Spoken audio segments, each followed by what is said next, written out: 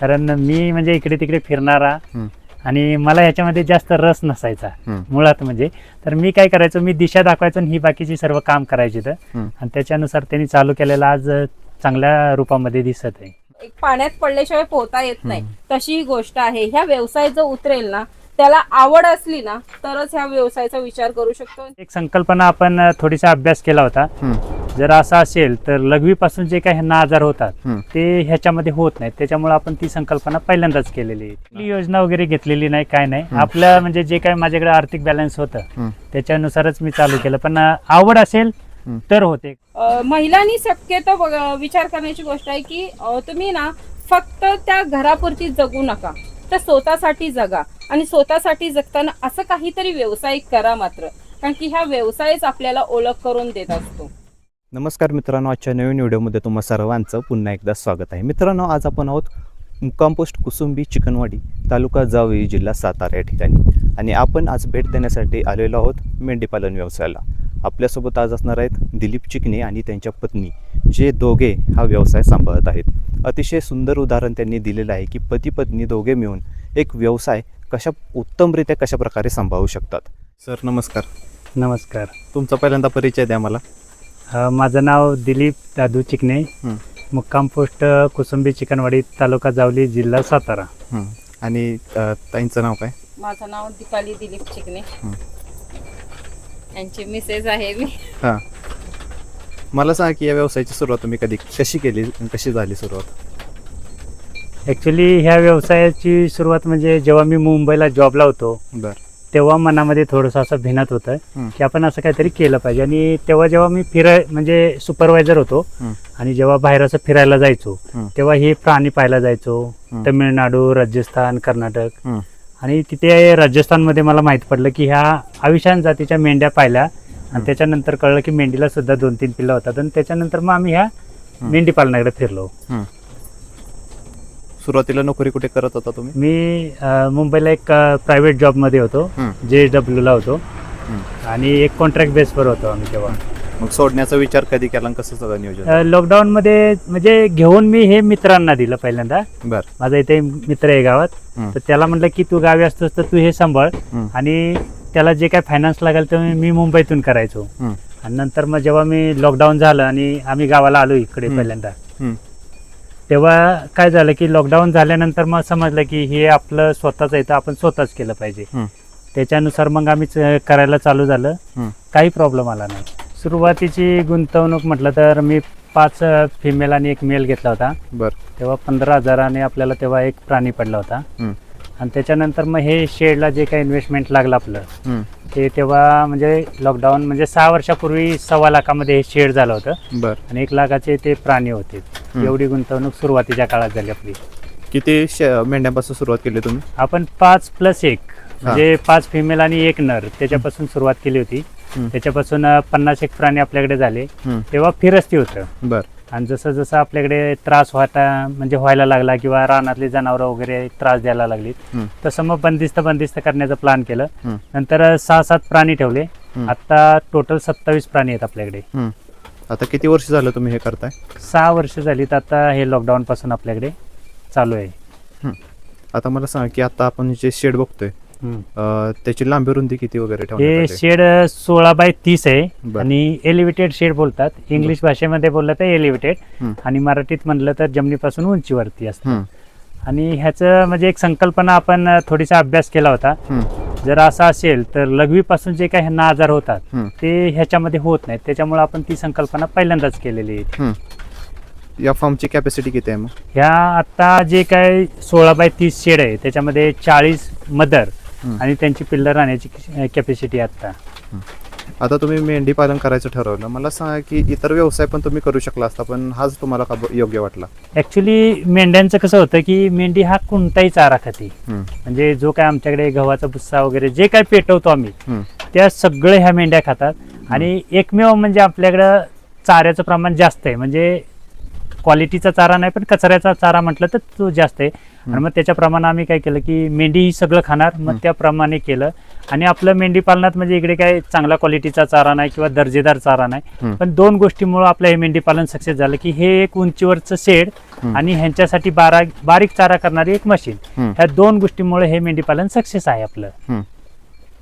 आता जात निवडताना तुम्ही कोणती निवडली मेंढी पालनामध्ये? ऍक्च्युली जात निवडताना आपल्याला आविशान निवडायची होती, बर पण तिचं शेपूट आहे ना ते लांब आहे बर आणि हे आपल्याकडे धार्मिक कार्यासाठी चालत नाही, बर म्हणजे देवाला धर्माला. मग तेव्हा काय झालं, मग त्या तिथल्या लोकांनी मला सांगितलं की हे नारी सुवर्ण म्हणून अशी एक जात आहे, तर अमक्या ठिकाणी भेटते. मग तिथून आम्ही हे घेतलेलं आहे.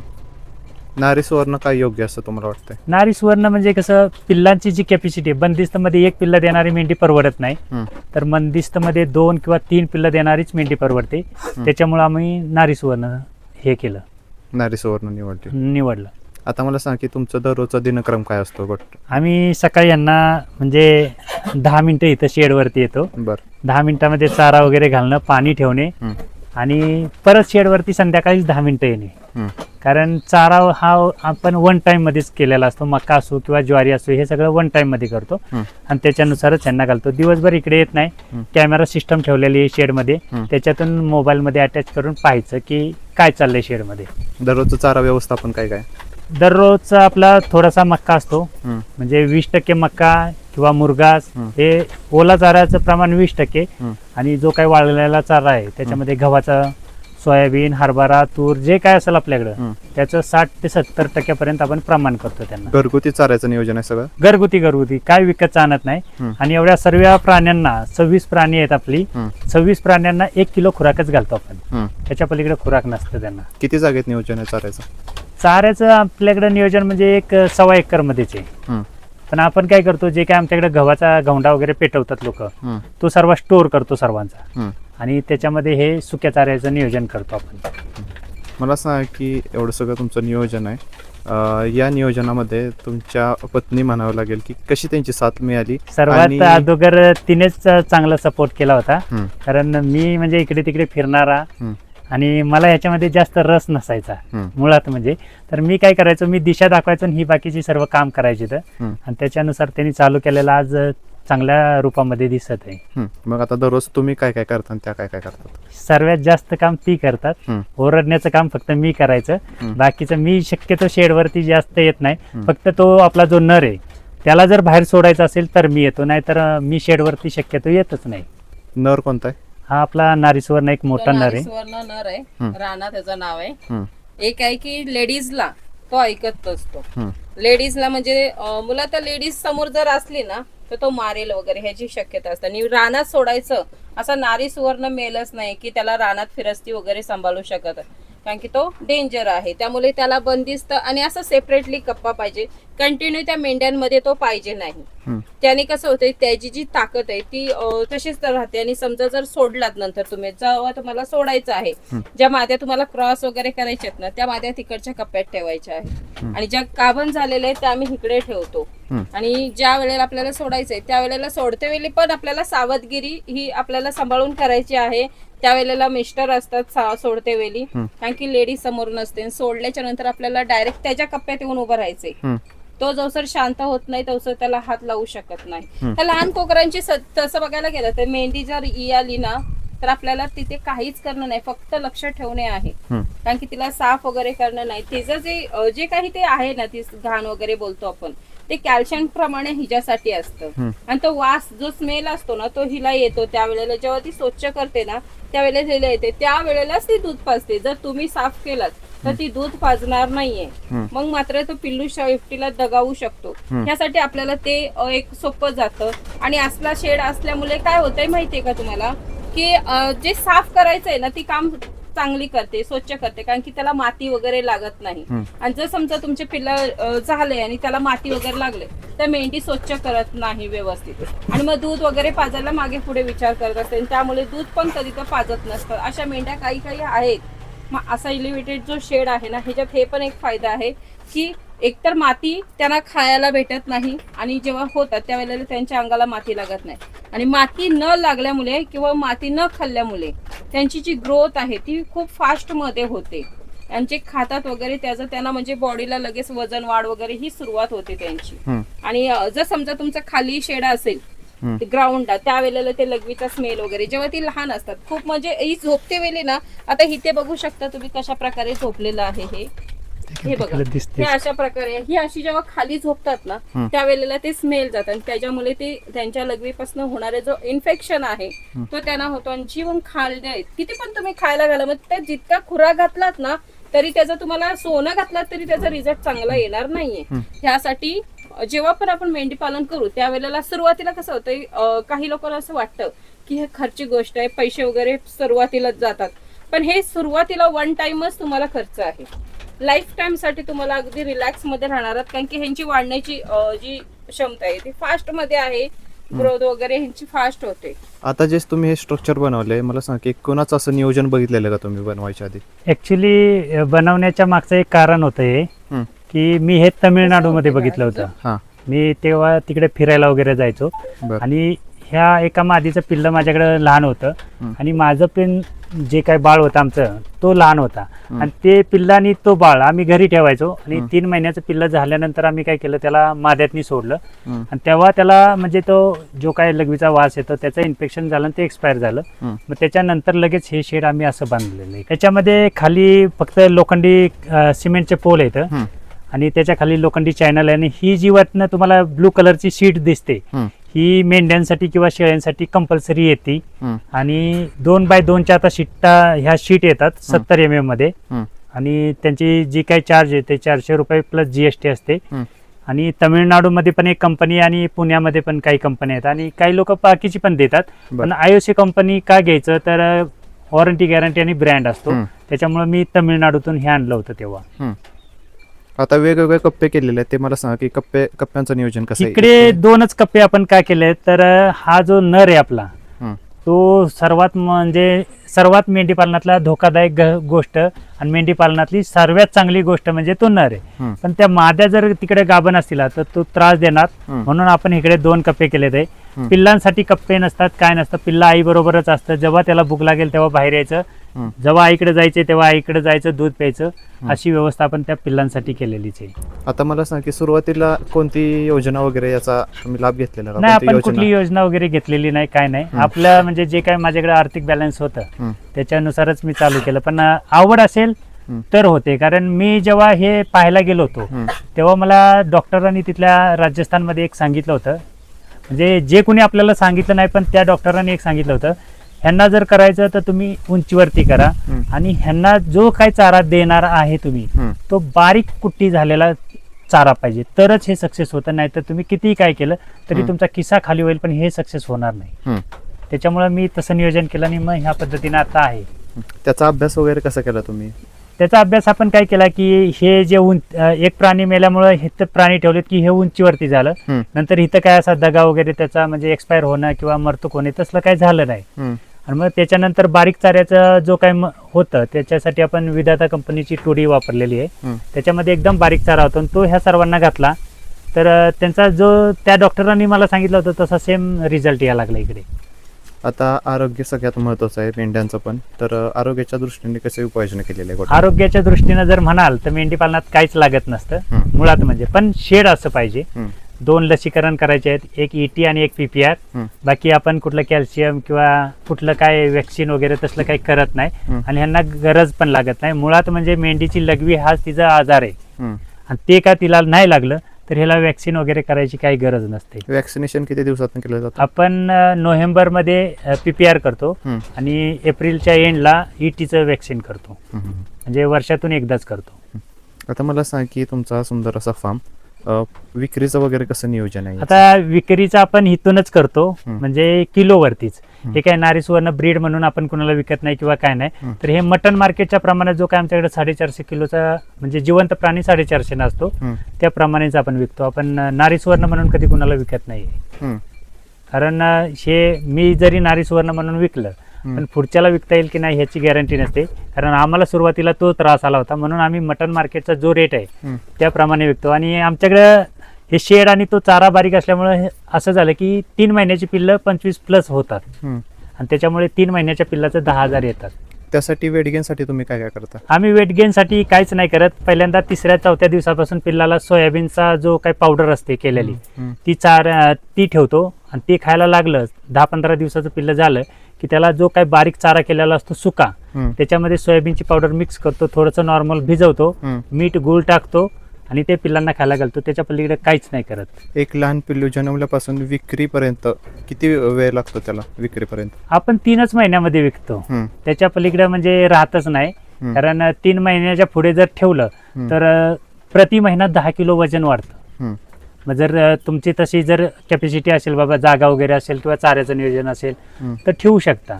पण आपल्याकडे तसं काही नसल्यामुळे आपण ती ठेवतच नाही त्याच्या पुढे. आणि आता ज्या काही माद्या आहेत आपल्याकडे त्या सर्व माद्या आपण ठेवलेल्या आहेत यावेळी, कारण आपल्याला जे काही फिमेल वाढवायच्या होत्या त्या घरच्याच फिमेल वाढवायच्या आहेत. त्याच्यामुळे सर्व फिमेल ठेवलेलं आहे आणि जे काही नर आहेत ते सर्व विकलेले आहेत. मला सांग की मेंढी पालनात रिस्क कोणते? मेंढी पालनात एकच रिस्क आहे की ह्यांची जर लघवी ह्यांना लागली तर हे तुम्ही किती क्वालिटी करा ते 100% लॉसमध्येच जाणार. त्याच्यासाठी तुम्हाला शेड असं पाहिजे आणि चाऱ्याची मशीन ती पाहिजे. बाकी ह्याच्या पलीकडे रिस्क नाही. तुमच्या शेतातला सगळा कचरा गोळा करा आणि ह्यांना खायला घाला, हे तुम्हाला क्वालिटीमध्ये रिझल्ट देईल. उत्पन्न कशा प्रकारे मिळतं आपल्याला यातून? उत्पन्न आपल्याला म्हणजे चांगल्या प्रकारे या मेंढीपालनातनं उत्पन्न असतं. जर काय म्हणजे जॉब सोडून जर एखाद्याला करायचंच असेल तर कमीत कमी अशामधल्या 25 माद्या ठेवा. वर्षाकाठी म्हणजे नाही म्हणलं तरी 6 ते 7 लाखाचं उत्पन्न त्या देतील. आणि जे काय तुम्ही लेंडी खत विकाल, जर काय तुमची आयडिया असेल, चांगलं काय तुम्हाला समजत असेल तर त्या लेंडी खताला सुद्धा चांगल्या प्रकारे मागणी आहे. जेवढी आज मक्याला मागणी नाही किंवा मक्याचा जेवढा रेट नाही तेवढा त्या लेंडी खताचा रेट आहे. तर ते म्हणजे जो कोण करणार आहे त्याला किती ह्याच्यातून आवड आहे त्याच्या प्रकारे ह्याच्यातनं उत्पन्न येणार आहे 100%. ताई मला सांग की तुम्ही आता एवढं सगळं करताय आणि काय काय बदल झाले जीवनात, कसं संपूर्ण नियोजन तुमचं, कसं संपूर्ण नियोजन असतं दररोजचं नियोजन? आता बघायला गेलं तर आता हा जो आपण सुरुवात केलेली मेंढी पालनाची, त्याच्यात आता सकाळी जेव्हा आपण उठल्या आपलं एक नियोजन आहे की सर्वात पहिला आपल्या फॅमिलीचं हे करायचं आहे. जशी आपली लहान मुलं आहेत त्यांची स्कूलचं वगैरे, आणि तिथून झालं की आपला सगळ्यात नंतरचा जो मेन पॉइंट येतो तो म्हणजे ह्यांचा चारा नियोजन. आता हिरवा चारा, आता सध्याच्या परिस्थितीत आपण मका घालत आहोत, तो आपण तुडीमधनं कुटी करून मग आपण सुका चारा मिक्स वगैरे करून ह्याला आपण ते घालणार, त्याच्यासोबत त्यांना पाणी वगैरे ठेवणार. ह्याच्यानंतर थोडंसं 10-15 मिनिटं ह्यांच्यावर लक्ष ठेवायचं आहे की एखाद्याला कोणाला काही त्रास नाही तर एखादा खातोय की नाही हे आपल्याला लक्ष ठेवणं गरजेचं आहे. किंवा आपण असं समजा जर चारा टाकून गेलेला आणि एखाद्याला काही प्रॉब्लेम असेल तर ते आपल्याला लक्षात येणार नाही. ह्यासाठी आपल्याला ते 10 ते 15 मिनिटं ह्यांना देणे गरजेचं आहे, कारण की आपण दिवसभर इथे नसतो. त्यामुळे 10 ते 15 मिनिटं काही करून कुठल्याही परिस्थितीत त्यांना तेवढे टाइम देणं गरजेचं आहे. त्याच्यानंतर जर आपल्याला लक्षात आलं सर्व ओके आहे की आपण मग घरी जाणे आहे, परत मग संध्याकाळच्या चाऱ्याचं नियोजन आहे. संध्याकाळच्या चाऱ्याचं नियोजन तर सर इकडे यायचं नाही, कारण की आपण सर्व ठेवलेलं असतं पाणी वगैरे. समजा एखाद्या कोण बघायला वगैरे आलं तर त्यांना मात्र येऊन माहिती वगैरे सांगणं एवढं आपलं काम आहे. संध्याकाळचा चारा समजा जरी सकाळचा चारा टाकलात त्याच्यानंतर संध्याकाळी 6-7 तुम्हाला जसं जमेल किंवा तुमच्या कामातनं तुम्हाला लेट झालं तरी चालेल, कारण की ह्यांचा पोटभर ह्यांना चारा पण दिवसाला दिलेला असतो. त्यामुळे संध्याकाळी 7-8च्या नंतर जरी चारा टाकला तेवढा टाकायचा आहे. पुन्हा तुम्हाला तेच करायचं आहे, ह्याच्यावर लक्ष ठेवणे थोडा टाइम आणि नंतर जाणे. दुसऱ्या दिवसाशिवाय इथे येणे नाही. एवढं मात्र दिवसभरात आपलं रोजचं काम आहे. तुम्ही हे सगळं कसं शिकला? हे सर्व कसं झालंय की आपल्याला ह्यातलं सर्व पहिलं माहीतच नव्हतं. नंतर ह्याच्यात व्यवसाय बोलतात ना, एक पाण्यात पडल्याशिवाय पोहता येत नाही, तशी ही गोष्ट आहे. ह्या व्यवसाय जो उतरेल ना, त्याला आवड असली ना तरच ह्या व्यवसायाचा विचार करू शकतो. आणि ते पण बारक्याव्याने. ह्याच्यात खूप बारक्याव्याच्या गोष्टी आहेत विचार करणाऱ्या, पण ती काही लोकांकडून होत नाही किंवा त्यांना जमत नसतं. पण ते आपण शक्यतो केलेले आहे. जसं ह्यांचा चारा वगैरे समजा बारीक वगैरे करणं, आणि हे सर्व आपल्याला असते शिकायला गावलेलं आहे ह्यातनं की एखाद्याला प्रॉब्लेम येत जातो. असं नाही की आम्हाला प्रॉब्लेम आलेले नाहीत, आम्हाला पण प्रॉब्लेम आलेले आहेत. त्यातनंच आम्ही असते शिकत गेलेलं की हे आपल्यासाठी योग्य आहे. एकावर आम्ही मेंढीवर एक पिल्लावर प्रयोग करत गेलेला आहे की ह्याच्यासाठी कुठला चारा योग्य आहे. आता काही लोक बोलतात की खुराक वगैरे टाकणं गरजेचं आहे. पण आम्ही काय केलेलं, आपल्या खिशाला परवडल, आपल्या खिशाला परवडल ना अशा प्रकारे आपण केलेलं आहे. कारण की खुराकात आपले पैसे किती जातील, मग आपल्याला खिशाला ते परवडणार आहे का? कारण की खुराक आता दिवसांदिवस काही तोच रेट राहणार नाहीये, दिवसांनी वाढतच जाणार आहे. जसं खतांचा रेट वाढतोय तसा खुराकाचा रेट वाढतोय. मग प्रत्येक टायमाला आपल्याला तेवढा खुराक घेता येईल का? पुढची परिस्थिती आता ठीक आहे, पैसे आहेत, पण पुढच्या टायमाला आपल्याकडे तीच परिस्थिती असेल का पैशाची? अशा विचारानं मग आम्ही दोघांनी विचार केलेला. त्याच्यानंतर मग असा विचार केलेला, ह्या मेंढरांना आपण फक्त चाऱ्यावर आणायचं आहे आणि त्याच्यासाठी हा चारा कुठल्या प्रकारे खातील. मग ह्यासाठी आपण हा जो बारीक चारा वगैरे, जसं आता बोलतात ना कचरा वगैरे जो आहे, तो आपल्यासाठी सगळ्यात पहिला म्हणजे सगळ्यांसाठी तो कचराच होता. पण त्या कचऱ्याचा वापर कसा करायचा ह्याचा आम्ही प्रयोग केलेला आहे. आणि ती पण आपण तुडीची जी कुटी आहे, सगळ्यात पहिले आपण जसा शेड बांधलेला तशी ती तुडीची कुटी आणली आणि त्या कुटीमध्ये आपण जसं चारा प्रयोग करत गेलेला, त्याने बारीक करून ह्यांना दिलेलं. मग त्या प्रकारे ते खात गेलेत आणि खुराकाचा जो फोकस आहे ना तो ह्यांचा कमी होत आपल्याला लक्षात आला. आणि जी ह्यांची क्वालिटी आहे ती सुधारते. त्याच्यासोबत जी पिल्लं आहेत, आता तुम्ही पिल्लं बघू शकता, आपली ही बिना खुराकाची पिल्लं आहेत. ह्यांना फक्त ना आम्ही खुराक म्हणून काय माहितीये का, चॉकलेट कसं एखाद्या आपण लहान पोराला एखादा चॉकलेट देतो त्याप्रमाणे आपण ह्यांना खुराक देत असतो. आता ही आमची पिल्लं बघू शकता, हा 1.5 महिन्याचा आहे. कोण म्हणेल का ही 1.5 महिन्याची पिल्लं आहे, ही 2 आहेत ती, आणि हे जे बघा ही 4 महिन्याची आहेत, ही 3आतली आहेत, ही 3 आहेत. आता हा बघा, हा इथे तिचा भाव बसलेला आहे, इकडे एक आहे आणि त्याच्यासोबत तिकडे झोपलेली एक पलीकडे मेंढी आहे. ह्यांचे डॉट वरनं आपल्याला ही 3 जुळायची आहेत आणि दुसरी एक आहे 3 झालेली, त्याच्यातली एक तिकडे आहे. मग असं आपल्याला अस्ती प्रयोग जसं करत गेलेलं तसं चारा नियोजन करताना आपल्याला हे लक्षात आलं की जसं आता आम्ही बोलतो ना प्रत्येक टायमाला नेपियर वगैरे नको, तर नेपियर मध्ये ना खरं तर शक्यतो कुणीच लावू नका. त्याच्यापेक्षा तुम्ही जो हा कचरा आहे ना, ह्या कचऱ्याचा बारीक, ही टोडीची कुट्टी घ्या आणि बारीक कचरा जो कचरा आहे त्याचा बारीक चारा करा आणि त्याचा वापर करा, सगळ्यात भारी रिझल्ट येतो. आणि जितका सुका चारा असेल, वला चाऱ्यापेक्षा ना सुका चारा जितका चांगला असेल, जसं कडब्याची पावडर करून हे करा, किंवा सोयाबीनचा भुसा आहे, तुरीचा वगैरे आहे. कडब्याची जर समजा पावडर वगैरे जास्त प्रमाणात तुम्ही वापरलात तर ह्यांची क्वालिटी चांगली वाढते, वजन वाढ चांगलं होतं, ह्यांच्या बॉडीवर जी शायनिंग आहे ही खूप छान प्रकारे येत असते. मी एक महिला म्हणून या व्यवसायात उतरलेला आहात. ज्या महिलांना व्यवसाय करायचे त्यांना या व्यवसायाबद्दल काय सांगाल, आणि महिलांनी व्यवसायामध्ये उतरणं किती गरजेचं आहे आता? तसं बघायला गेलं तर महिलांनी व्यवसायात उतरणं गरजेचंच आहे. तर असं आहे की एखादी हाऊसवाईफ असते, ती हाऊसवाईफ तिथे तेवढ्याच तिचा राहतो. आणि समजा एखाद्या व्यवसायात उतरलेला, आता तसं बघायला गेलं तर व्यवसाय खूप साऱ्या प्रकारचे आहेत. मग तुम्हाला कुठल्या व्यवसाय आवडेल त्या प्रकारे तुम्ही व्यवसाय करू शकता. आता काहींना बघा मेंढी पालनात आवड आहे, काहींना वेगवेगळे प्रकारचे व्यवसाय ते करण्यात आहे. पण व्यवसाय हा केला पाहिजे. व्यवसायामुळे तसं बघितलं तर आपली ओळख होते. आता बघा, मी एवढी तर कोण आलं नसतं, तुम्ही पण इथं मुलाखत घ्यायला आला नसतात, पण ह्या मेंढ्यांमुळे माझी ओळख झालेली आहे. आज मला ताई म्हणून बोलतात तर खूप बरं वाटतं, म्हणजे एक समाधान वाटतं की मी ह्या व्यवसायात उतरले म्हणून मला कोणतरी आज ओळखते. एवढ्या कानाकोपऱ्यातनं मला ताई म्हणून बोलतात ना, खरंच बरं वाटतं. ती ओळख मंत्र मी घरात बसून झाली नसती, किंवा घरातलं काम कितीही केलात ना तरी कोणी विचारलं नसतं. पण मात्र ह्या व्यवसायात उतरली, ह्या मेंढ्यांसाठी जे आपण नियोजन केलेले ते, आणि खरी गोष्ट सांगितल्यामुळे कसं होते माहितीये का, एखादा जो व्यक्ती समोरचा नवीन ह्या व्यवसायात उतरतोय त्याला एक सपोर्ट भेटतो. कारण की सध्याच्या परिस्थितीत बघा, सगळीच गोष्ट ही सगळी सांगत नसतात, पण आपण व्यवसायातनं ते ठरवलंय. कारण की आपल्याला खूप सारे ह्या व्यवसायात प्रॉब्लेम आलेले आहेत. ज्या वेळेला आपल्याला आपण एखाद्याला विचारलेलं की असं ना असं प्रॉब्लेम येतोय की त्याच्या उपाय सांग, तर ते उपाय जे सांगायचे ते मात्र थोडेसे चुकीचं निघायचे. मग स्वतःच ह्याच्यात अभ्यास करून मात्र जो उपाय आहे ते स्वतःच केलेले आणि त्याच्यावर आपला हा प्रयोग सक्सेस झालेला. ह्यासाठी महिलांनी शक्यतो विचार करण्याची गोष्ट आहे की तुम्ही ना फक्त त्या घरापुरती जगू नका, तर स्वतःसाठी जगा. आणि स्वतःसाठी जगताना असं काहीतरी व्यवसाय करा मात्र, कारण की ह्या व्यवसायच आपल्याला ओळख करून देत असतो. मला सांग की आतापर्यंत किती जण असे व्हिजिट करून गेले आपल्या फार्मला? आतापर्यंत डॉक्टर पासून क्लास 1 अधिकारी सारखी खूप सारी लोक आली. तर त्या म्हणजे असं काय होतं, म्हणजे उंचीवरती शेड आणि त्याच्यामध्ये मेंढी पालन अशी संकल्पना लोकांना नव्हती. आणि आपण ते दाखवल्यामुळं खूप येणाऱ्यांची जी काय संख्या आहे, नाही म्हटलं तरी 80-90 लोकांनी आमच्या शेडला आतापर्यंत व्हिजिट केली असेल. प्राणी कमी आहेत, शेड छोटं आहे, सगळं काय छोटं आहे, पण जी काय करण्याची जी काय म्हणजे प्रक्रिया असते, जसा डेमो प्लॉट म्हणतात ना, त्या प्रकारे हे डेमो प्लॉट सारखं सेम मेंढी पालन आहे आपल्या इथे. कोणता पण व्यवसाय करायला गेले तर पहिल्यांदा आपण बघतो की विक्रीच्या भरपूर अडचणी येतात. त्या विक्रीच्या अडचणी टाळण्यासाठी काय काय केलं पाहिजे? सर्वात पहिल्यांदा विक्रीची अडचण करताना म्हणजे ह्याच्यात पण येते, आम्हाला सुद्धा आली होती. तर घेताना ना ब्रीड आपला बाजारभाव काय आहे ह्याच्याप्रमाणे ब्रीड घेतली पाहिजे.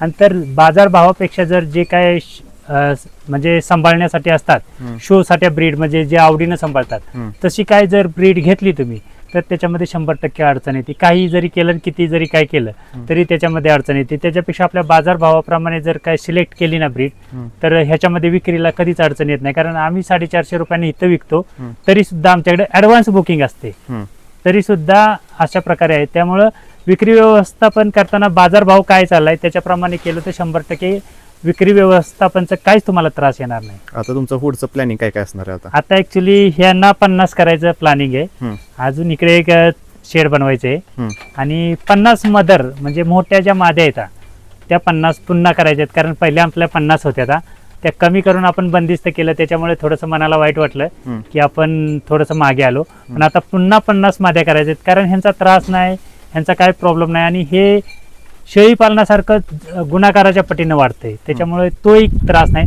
आणि सर्वात महत्वाचं म्हणजे जर काय एखाद्या लेडीजला हे करायचं असेल ना, तर त्यांनी झाडू मारण्याची कन्सेप्ट नाही ना ठेवली तर 100% लेडीज करतात. पण झाडू मारण्याची कन्सेप्ट तुमची असेल ना तर लेडीज सुद्धा कंटाळा करते. कारण आमचं पहिल्यांदा तेच होतं, ही झाडू मारायची आणि मी मेंढ्या रानात न्यायचो. पण जसं जसं नंतर कळायला लागलं की त्या मेंढीचा किंवा त्या तिथल्या लेंड्यांचा येते वास येतो आणि त्रास होतो, त्याच्यानंतर मग आम्हालाही लोक बोलायला लागलीत काय असं एकदम मेंढपाळासारखा राहायला लागला. मग त्याच्यानंतर आम्ही थोडी परिस्थिती बदलली आणि ही बदलल्यानंतर लोकांचा बघण्याचा दृष्टिकोन पण बदलला. तर जर काही कुणाला करायचं असेल घरच्यांसाठी तर शेडची व्यवस्था मात्र अशी करावीच लागणार आहे. दादा आणि ताई, तुम्ही दोघांनी सुंदर अशी माहिती दिली आणि अतिशय सुंदररित्या तुम्ही हा व्यवसाय करताय. जे नवीन व्यावसायिक असते, ज्यांना हा नवीन व्यवसाय करायचे, मेंढीपालन निवडायचे, त्यांना नक्कीच हा व्हिडिओ फायदेशीर ठरेल आणि तुमची जी इथून पुढची वाटचाल असणार आहे त्याबद्दल पण तुम्हाला खूप खूप शुभेच्छा. धन्यवाद. दादा, तुमचं नाव काय? बापूराव नामदेव बरकडे, कुठून आलं तुम्ही? लिंब, सातारा. बरं, मला सांगा या फार्म विषयी तुम्हाला वेगळं पण काय वाटलं? वेगळं पण आश्चर्याची गोष्ट म्हणजे गव्हाच्या काढाचं बुसकाट खात्यात, हे सगळ्यात मोठं विशेष पहिलं.